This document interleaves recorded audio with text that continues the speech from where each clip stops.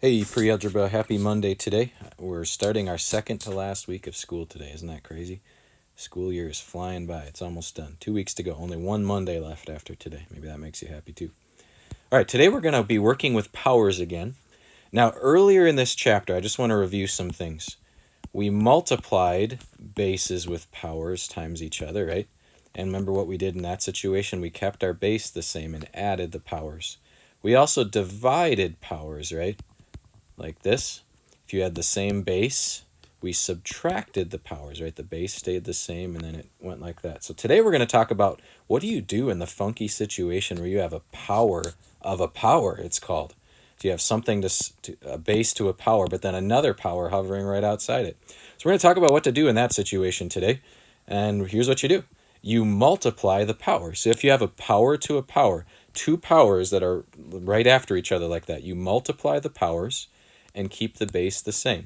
So this would be 9 to the 12th power. See how that works? Let's do a couple more like that. Take a look. Q to the 4th power to the 3rd power. In other words, a power to a power. So this would give us Q to the 12th power, right? Because we multiply when we have two powers in a row like this. This one would be n to the 16th power. This one, notice a positive times a negative always gives us a negative. So this would be 2 to the negative 6th power, right? Okay, so now they want the power of a product. You can have more than one thing in the parentheses. What this means is everything in these parentheses here has to be taken to the 5th power. Everything, okay? Because we've got this 5th power thing hovering outside of the parentheses. So we have to do 2 to the 5th power and then x to the 5th power, okay? 2 to the 5th power would look like this. And then x to the 5th power, a power to a power, would be x to the 25th power. Now, they want you to fully solve today because they're going to say evaluate. So you should fully solve your whole numbers. So 2 to the 5th power isn't 10, careful. It's 2 times 2 times 2 times 2. 2 times 2 is 4, times 2 is 8, times 2 is 16, times 2 is 32. So this would be 32 x to the 5th power because they'll say evaluate today, okay? Let's do the same thing with this one. Notice everything in parentheses here has to be taken to the 2nd power. So we have 5 to the 2nd power, 5 times 5, 25, right? And then we have r to the 7th to the 2nd power. There's a power to a power, so we multiply, right? R to the 14th. Okay, look at this. We got 3 things inside the parentheses this time. So everything in the parentheses we have to take to the 2nd power because that's hovering outside the parentheses. So 3 to the 2nd power, careful, is not 6. 3 times 3 is 9, right? And then x to the negative 2 power to the 2nd power. So we're going to multiply those powers, x to the negative 4 power, right?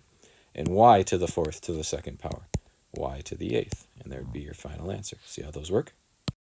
Okay, take a look at this. We can find the volume of this cube, thinking that volume is length times width times height, right? So in other words, the volume of a cube is you take one side, because a cube has all sides that are the same, to the 3rd power, right? One side times one side times one side. So notice this cube has sides that are all this length. Length, width, and height are all the same, right? So we would be, if we wanted to solve it the slow way, we'd take the 3 sides times each other, right? Like this, right? Because length times width times height gives us volume. Or, even faster, couldn't we just go like this to the 3rd power, right? Because that means this times itself 3 times. Then we can use our rules that we learned for today. Let's do that. 2 to the 3rd power, right? We have to take everything inside the parentheses to the 3rd power is 8. 2 times 2 times 2, right? X, now there's no power here, but you got to think of it like a 1, right? So I have to take this times 3. So x to the 3rd power, and then notice I have a power to a power again. So 5 times 3, y to the 15th power. And there you go. There's the volume of that cube, the length times the width times the height, or this side cubed, right? Here's one that's very similar to one we're going to face in our work, okay? So you're saying you got this square, and it has side lengths of this, okay? Well, how do you find, it says find the area. How do you find the area of a square? Isn't it just length times width, right? Or base times height? And so notice that all these sides, since it's a square, are going to be the same. So wouldn't we just do 7 to the 8th, 7a to the 8th power b squared times 7a to the 8th power b squared? Or in other words, wouldn't we just be doing this, right? Because that's this times itself 2 times, right? So this is what we learned today. So we can do this, right? Let's take 7 squared. 7 times 7 is 49. A to the 8th squared, power to a power, a to the 16th. B squared squared, b to the 4th, right? So you'll have a problem on your work where you'll do that too. You're going to take two sides of a square times each other. So just write that side like this, squared, right? That side times itself. And then use the skills we learned today to solve the area of that shape as a monomial. This is called a monomial because it's one chunk, right? Okay, let's just do a few assignment problems together. Join me on these. You can put these first and then fill in the other ones later on. Here we go. Notice I've got a power to a power, so my base stays the same, but I multiply my powers together. There we go. Okay. Ooh, I got two things in the parentheses this time, so I have to take both those things times to the third power, right? 3 to the third power.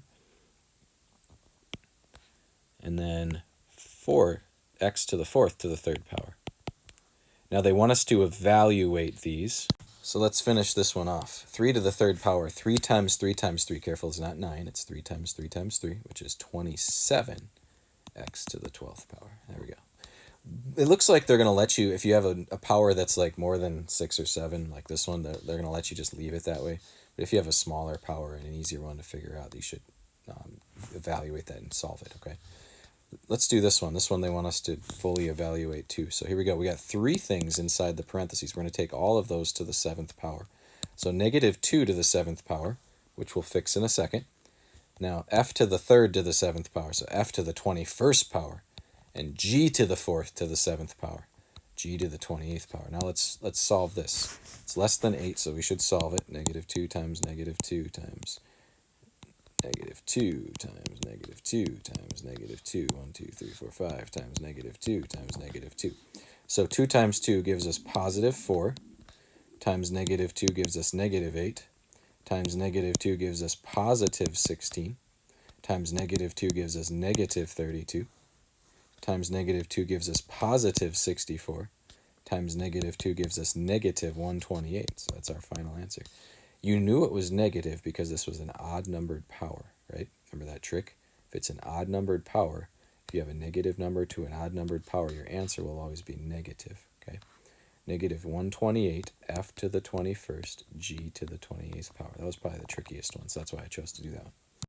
Okay, take a look at number 7 then. It says find the area of this square as a monomial. Make it one chunk. So right, if we're going to find the area of a square, wouldn't we just take length times width? Well, on a square, all these sides are going to be the same. So in other words, aren't we just doing 11n to the 6th power, p to the 2nd power squared, right? Aren't we just taking that times itself? This times this would be the same number, right? So let's use our skills to do that. 11 squared, we'll fix that in a second. N to the 6th to the 2nd power, so n to the 12th power, right? And p to the 2nd to the 2nd power, p to the 4th. There we go. Now 11 squared, 11 times 11, I think you know is 121. So we'll just fix that. Now we've got our area of our square. So there's number 7. I think you'll be able to take it from there. Don't be afraid to contact me if you have any trouble. Just remember, if you ever have a power to a power like this, to multiply those powers together. I think it's going to go well today. Have a good Monday, guys.